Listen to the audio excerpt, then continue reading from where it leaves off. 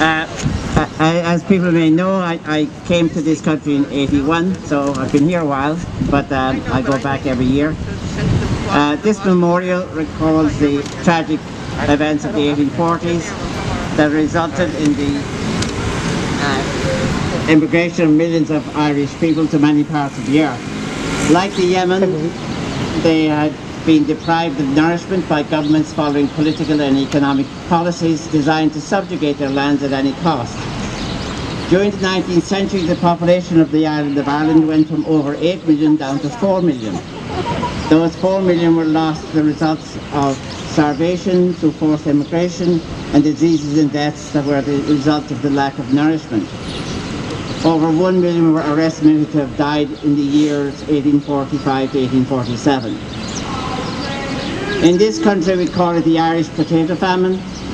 Therefore, that's why we call this the famine memorial. The phrase Irish potato famine is an historical lie that masks the use of the starvation of millions of peasants in order to achieve political and economic goals. That this was intentional can be found in the statements of British politicians in newspaper articles and editorials. To quote one of them, "The real evil with which we have to contend is not the physical evil of the famine, but the moral evil of the selfish, perverse and turbulent character of the people." So said Baronet Charles Trevelyan, who was one of the most prominent civil servants of his time, known as a reformer. You stole Trevelyan's potatoes. So all three words are less than accurate, and they obscure the reality. The issue was not actually Irish. It wasn't really determined by the failure of the potato crops, so it was not a genuine famine, as we consider famine to be a profound shortage of food supplies. The reason it wasn't really Irish was because Ireland did not exist as a sovereign state at that time, and had for centuries. Ireland was conquered and part of the United Kingdom. Secondly, the potato blight was a European-wide phenomenon, not only an Irish one. Scotland, for instance, was also part of the United Kingdom, was similarly affected by the potato blight, but did not have the widespread starvation. Their survival was prevented by the government. This era was not the Irish potato famine because starvation was not caused by the failure of the potato crop, but by the refusal of the London government to allow the peasant population to consume the abundant non-potato grains and meat that was continuously produced on the island.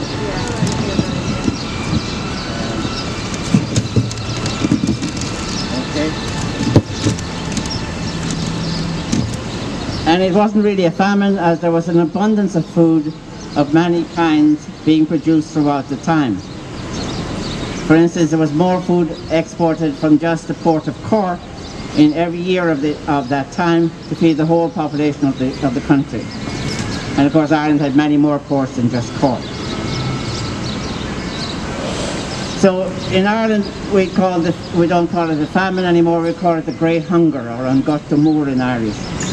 The starvation was the result of the policies of the British government to lower the Irish population so that British power could be strengthened over the too often insurrectionist-minded Irish. This masks a long line of practices to enforce the ownership or control of the most productive land by British overlords, who had the practice of charging the tenants exorbitant rent on their farmland and homes. The system wasn't very far from serfdom. Once the tenants were removed, the British landlords believed they would make far more money and have more absolute power from being able to switch to the cultivation of larger farms in their closer control. From the point of view of the landlord class and the British government, the policy of land clearance and the fuller domination was accomplished by wholesale death and departures, and the resulting terror in the hearts of the remaining population. The usage of the native Irish language was forcibly stopped using schools, and the courts, English language imposed very far and wide. That's what I did. Oh yeah, anybody had questions I could answer them. Thank you. Thank you very much.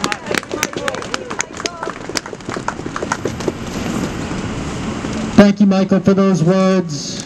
It's fitting that we are here at the Boston Irish Famine Memorial. Michael just told us that that is a misnomer. what the people of Ireland experienced in the 1840s was not a famine, but a hunger induced by bad policy. This is what happens when we put money and the profits of a very few over the well-being of our brothers and sisters here and across the world. That's why we say to companies like Raytheon that there are consequences for your billions of dollars in profit. There are consequences for massive political influence and corporate control of our government. We need to put a stop to it for the sake of people in this country, for the sake of people in Yemen, and for the sake of brothers and sisters all across the world. So I want to remind you, this will not stop unless we make a demand. Power concedes nothing without a demand. It never has. It never will. So all of you, I want to thank you for being here in body and in spirit. But we need your voice. We need you to raise this issue with your friends, with your families, with your co-workers, and in public. Say loudly, Joe Biden, end the war in Yemen. Joe Biden, end the war in Yemen. That's right. So I know you're all going to go home, or even right now on your phones, pull them out and tweet, hashtag Stop Arming Saudi, hashtag Yemen Can't Wait, and be sure to mention the president in that tweet. Let's be clear, Joe Biden can end this war with a stroke of his pen and a phone call. The people of Yemen need relief now, and Joe Biden needs a lot of public pressure to do the right thing. So step up and participate. So I want to introduce our next speaker, Elise Springer. It's incredibly fitting that she's here and at this place because she's a food justice activist working in Massachusetts, working to fight hunger right here at home. She believes that community building, power of food, can make a real difference, and she's the operations director for FoodLink. She's here to make the connection between hunger at home and what we're seeing in Yemen. Give it up for Elise Springer, everyone.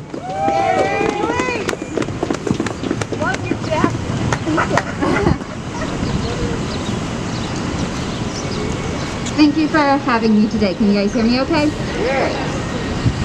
As Michael was speaking, I was thinking about how these issues are never about not having enough food. We waste about 1/3 of the food that we produce on this planet and 40% of what we produce in the US. Hunger is not a scarcity, it is an inequity. It is systematic oppression of people. When I think about the work that I do and the food insecure individuals I work with, I hear a lot of different things about the effects that it has on their lives. After a decade of working in the emergency food system and a lot of research into it, I can tell you that whether it is starvation and really a lack of calories like we're seeing in Yemen, or it is malnutrition like we're seeing in the US, there are lifelong and generational effects that occur. Wasting and waning, children not reaching their potential because they cannot grow is what we see in Yemen. But we're also going to see effects on these children for their lives. Metabolism slow, people are less able to contribute to society in their lives the ways that they think they should. They can't live to their potential. You become insulin resistant, hypertension is more common. Basically, you're just setting folks up for a lifetime of poor health. But a growing body of research also shows that this extends beyond one person's life. The trauma of hunger sits in our DNA and we pass it on to our children. So this is not an issue that is just one moment. It is generational. And in the face of that, as I was thinking about what I would say today, I was going over all those stats and facts that I'm telling you, and it felt so absurd that I would even be saying this, because it's so obvious that that's wrong. And in the face of that, what I'm going to say next, I hesitate to say it because there's this really human and guttural and physical part that I was just talking about with hunger. But the truth is that there's another really important part, which is what I often hear from people experiencing food insecurity. And that's the dignity aspect. Think about for a moment what it is like to share a meal with someone you care about. It invokes feelings of love, connection, pride even, that you got to buy that or cook that for them. Think for a moment what we rob the Yemen mothers and fathers of by them not being able to do that for their children. Food is an issue of dignity. It is an issue of culture. It is how we tell one another we love each other, and it is how we communicate care. So when we talk about starvation in Yemen, we're not just talking about the bodily effects. We're talking about societal, generational, cultural, and dignity. We're talking about human dignity. Thank you all for being out here today. It is a highly important issue. Thank you.